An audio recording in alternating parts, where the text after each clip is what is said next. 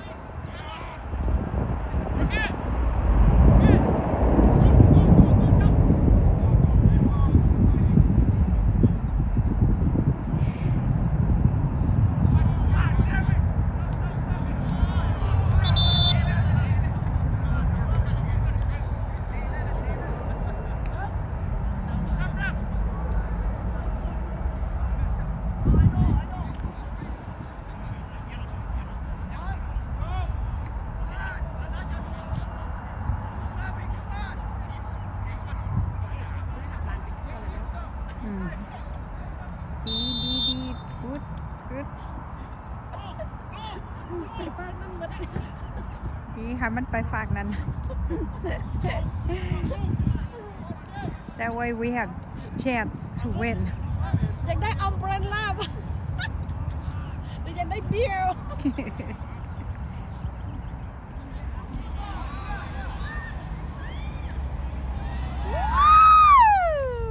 My goodness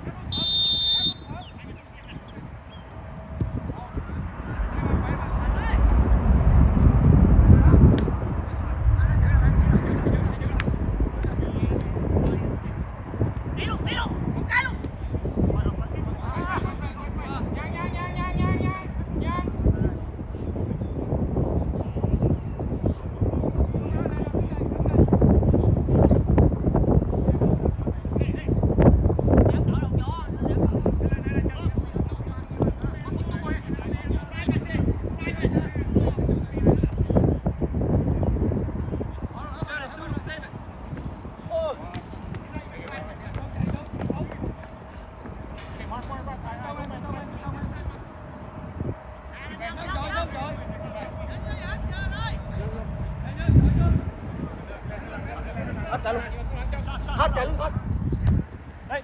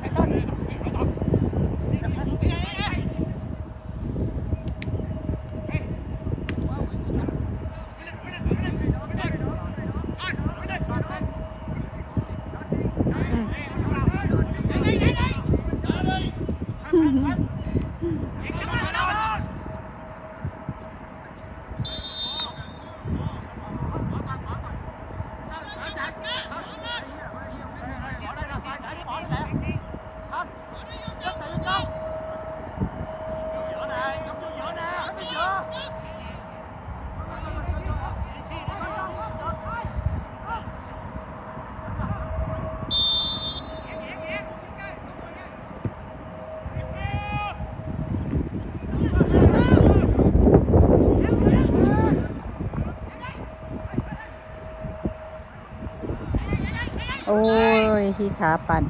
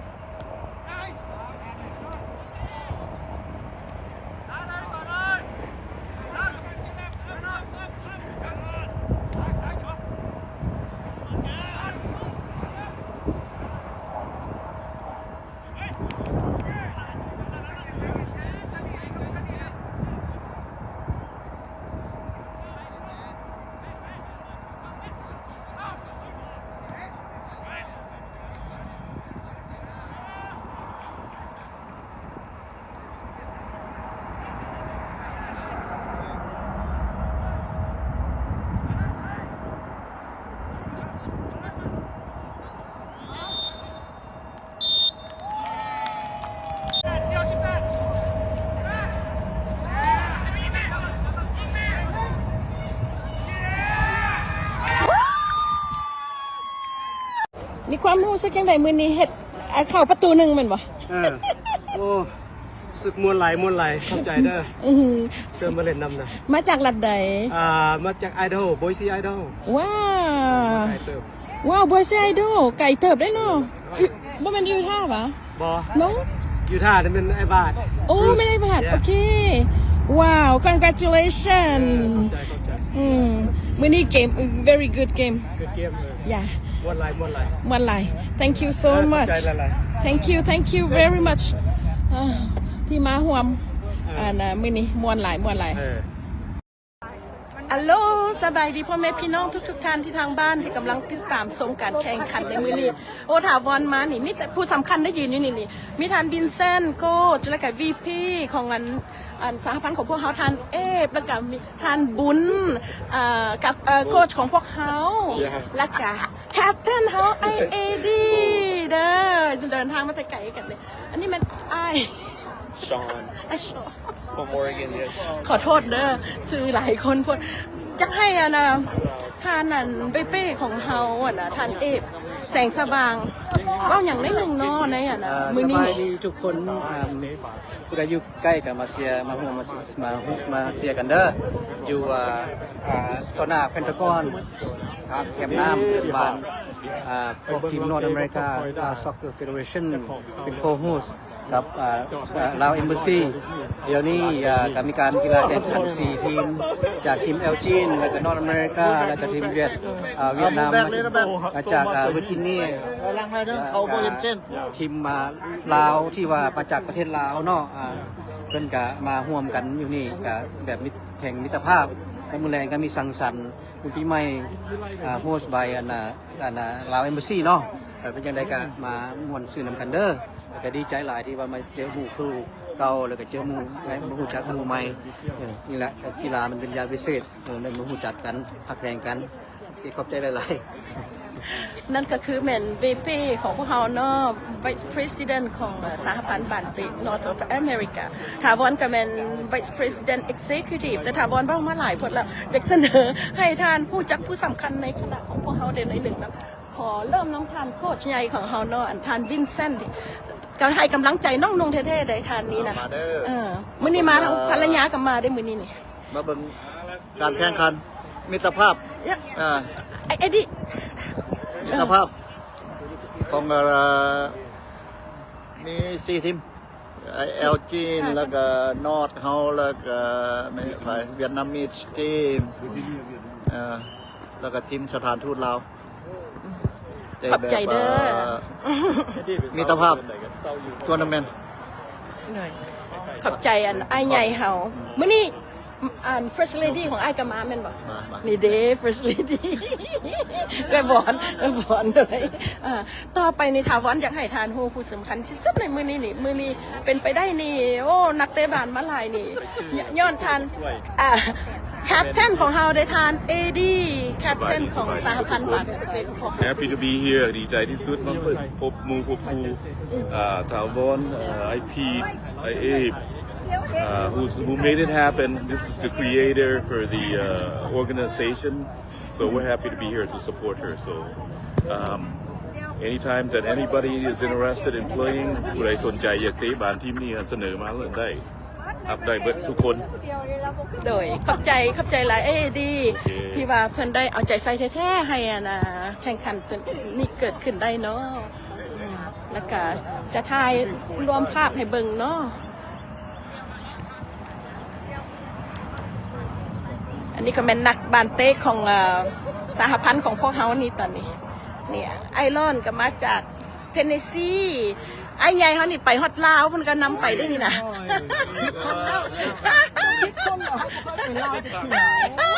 สบายดีค่ะได้สบายดีเบิ่งดูนี่เพิ่นเอาใจใส่แท้ๆได้นี่น่ะมานี่โดยขอโทษซื้ออย่างเนาะใส่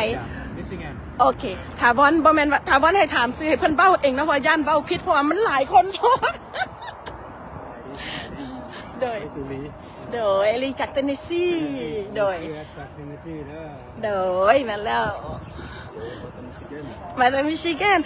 Here is my big brother hero superhero Sonny Vang from Minnesota he went last time at Houston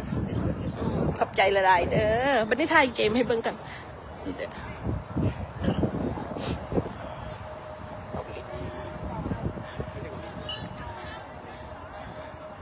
ไปถ่ายเอาบรรดาภรรยาก่อน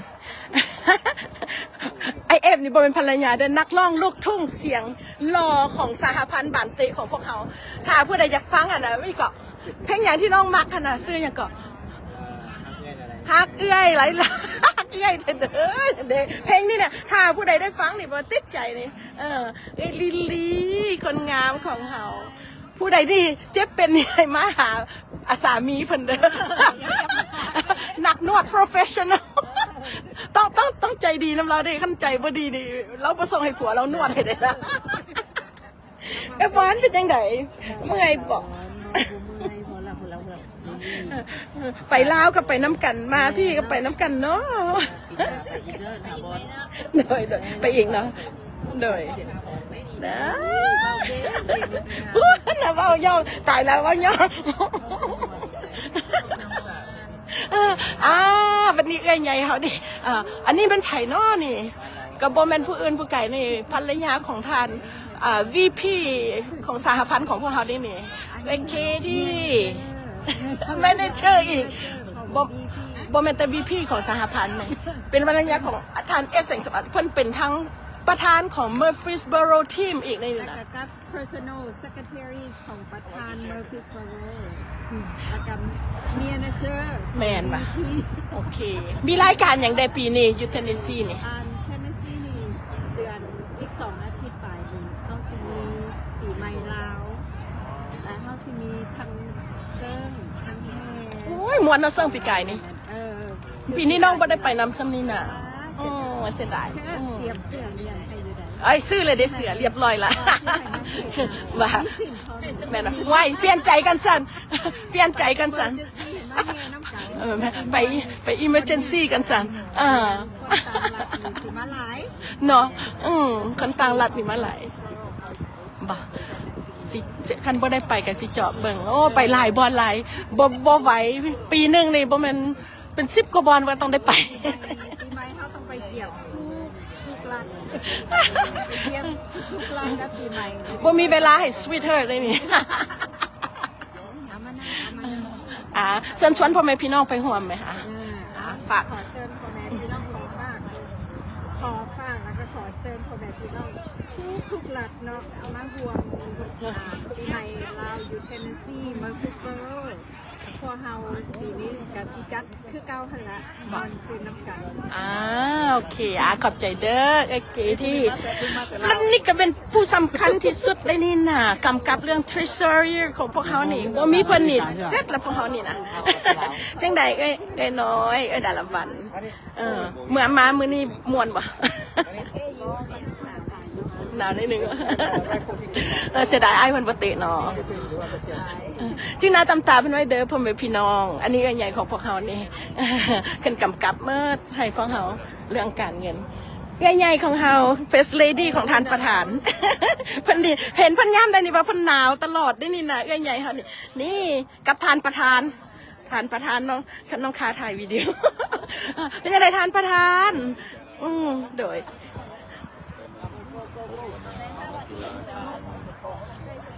ทางรัฐนอกสู้เลยมันมาแต่ทีนิดน้อยด้วยก็มื่อนี้ก็เป็นมือดีที่ว่าทางทูตที่ว่าเป็นมีที่ว่ามีกีฬามาคือหวานเตะมาประกอบส่วนแต่ละปีที่เรียนมามีแต่ตีกอล์ฟแต่ว่าปีนี้เป็นตีโต๊ะทางสามัญแล้วก็ให้มีกีฬาบันเตะเป็นสีเป็นได้บ่เป็นข้าพเจ้าก็ยินดีที่ว่าช่วยแล้วก็ให้มันเกิดมื้อนี้ล่ะแล้วก็ขอขอบใจกับ FC ที่ติดตามนักรบกันของเขาเนาะขอขอบใจหลายๆเข้าใจท่านประธานบุญปนของพวกเขาอันนี้ไอ้ใหญ่ของเขาไอ้แซมเป็นผู้เสาหลัก แข็งที่สุดเลยนี่ในสหพันธ์ที่ว่าซอยลิเริ่มแต่ลิเริ่มอีหลีได้นี่เพิ่นซัพพอร์ตได้นี่ย้อนจังซี่ได้นี่ถาวรค่อยมีกำลังใจนี่ให้สหพันธ์นี้เกิดขึ้นมาให้ได้เพราะว่าทานแซมวิลวุฒินี่แหละเพิ่นเป็นที่ปรึกษาที่ว่าแนะนำตั้งแต่ลิเริ่มให้กำลังใจน้องจนว่าสหพันธ์เกิดขึ้นได้ไอ้มีความรู้สึกจังได โอ้ก็ดีใจดีใจวันตาบอลที่วันนำพาไปเอาได้มีน้อยครับ โดย สำคัญในสังกัดของเขาขอบใจหลายๆที่ว่าช่วยเหลือ โดย โดย มันมีหมดปีหน้าเนาะ โดย จะได้ไป โดยน้องไปได้ดีกันย้อนอกอายเสาลักนี่แหละที่ว่าซอยให้เป็นไปได้ น้องผู้เดียวก็ไปบ่ได้เนาะท่านเอฟกับมาสอนอันนั้นแสงสว่างกับมาเนาะนี่โดยทุกคนเพราะว่าโดยแมนเพราะว่าน้องมีกำลังใจบึกบืนไปกันย้อนพวกอายเสาลักที่ว่าซอยให้คำแนะนำ ยืนน้ำไอ้สันถาวรกับนี่เลยให้ทุกท่านถาวรเป็นลูกน้อยผู้เดียวเดี๋ยวมันจะได้สำเร็จมันจะจอดที่เป็นให้คำแนะนำที่นี่ค่ะไอ้ที่สร้างจะซื้อเขาเป็นประสบการณ์แล้วบวกกับซื้อที่ของเราที่มันมาแล้วเราเป็น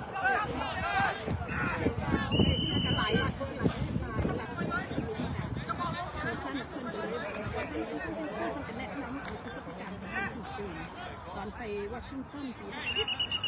ไอ้แซมเนี่ยให้กำลังใจพาบอลกันเลยบอกมันให้กำลังใจต้องเป็นไปได้กันเลยว่าพากันสร้างขึ้นมาแล้วนำไอ้แม่อันน่ะไอ้บุญปอนไอ้เลยพากันบึกเกิดขึ้นได้เนาะ แล้วจะขอย้ำหน่อยหนึงเนาะกันก็คือ ทุกคนนั่นแหละ ว่าหั่นแหละ ไหน อาเซียนมาเป็นผู้หลักผู้ใหญ่ที่ว่ามีคนแนะนำมีเรียนนี่หลายและทาวรเป็นผู้หนึ่งที่ว่าเป็นแกนหลักของอเมริกาเขาที่ว่าทำพาลูกทีมนักกีฬาจากสหรัฐอเมริกาออกลงประเทศลาว2 ปีหลังเนาะแล้วพวกเขาก็เคยถูกแนะนำว่าเขาตั้งรอนอเมริกากันนี่แหละไอ้แซมพวกนึง ตลอดเลย ผู้นึงแล้วก็ถาวรผู้นึง กับไอ้แหล่อีกนะ ราชบุตรเรื่องน้องที่ว่าเข้ามาเป็นเข้าหลักของนอร์ทอเมริกาที่ได้สนใจกันมาช่วยพวกเรากระเซิร์นเดอร์เพราะว่าพวกเขาคิดประสงค์พวกเขาหันโมเป็นอย่างไรหรอกนี่จะต้องผมนักกีฬาที่เราทำ3 ประเทศในทั่วทวีปอเมริกาเหนือเป็นดำหนึ่งกันเรื่องหนึ่งกันเดียวกันเป็นทีมนึงที่เราไปแข่งต่างประเทศต่างด้านต่างหลายๆประเทศแล้วก็ทุกคนที่2ก็เป็นพวกเขาไปงานสร้างทีมเพื่อจะส่งเสริมนักกีฬาน้อยแต่น้อยขึ้นไปเพราะว่าเรื่องยาวชน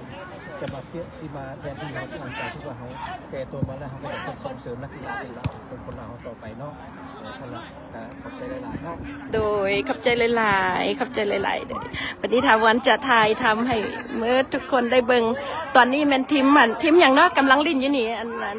ทีมเวียดนามกับ เวียดนามจากเวอร์จิเนียแล้วก็ทีมเอลจีนเนาะ โดย เรา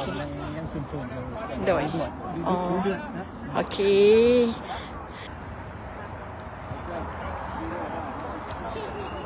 แมนแล้วต้องได้ซื้อมิโครมาสัมภาษณ์โดยเฉพาะเลยเด้อแต่นี้ต่อไปนี่บ่ได้ละแบบนี้นี่